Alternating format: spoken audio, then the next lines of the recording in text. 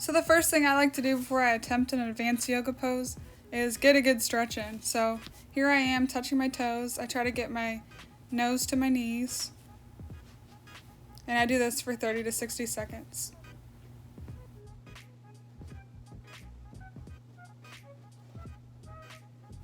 Next, I'm going into the downward dog pose. This is one of my favorite poses. I feel like I always get a good stretch. So you want to bring your ears to your knees and feel the burn. As I'm doing this, I like to walk my hands in. I feel like it gets me an even better stretch, and then I go into touching my toes again.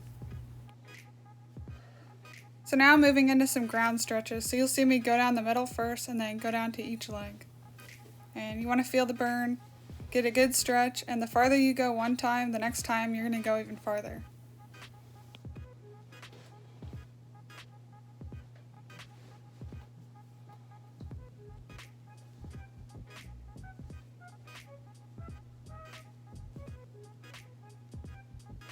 So after that, I like to stretch with both feet together, and again, I'm bringing my nose to my knees and feeling the burn.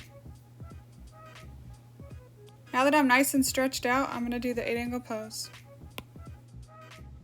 So first things first, you want to make sure you're close to the ground, and you want to get your shoulder under your knee. And you want to get this nice and steady on there so that it doesn't fall off when you're in the pose.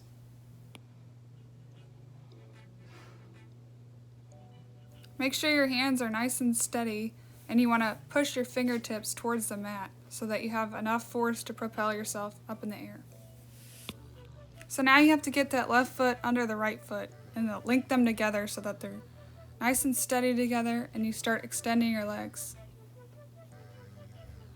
So while you're doing this, you want to hold that top leg and put pressure on your arm so that it stays in place. And you want to bring your chest forward. You can see my arms are starting to shake, so try to keep all the strength in your arms while you're doing this. So now let's see how long I can smile while in the 8-angle pose, because this is a strenuous exercise. Also, make sure both legs are tightly closing in on that arm.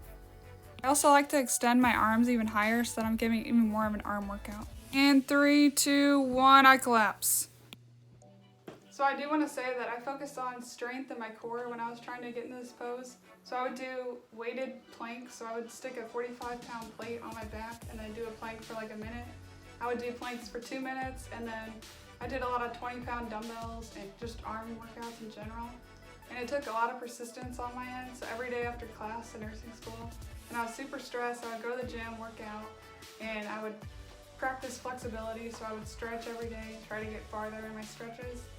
And so that's how this pose came about.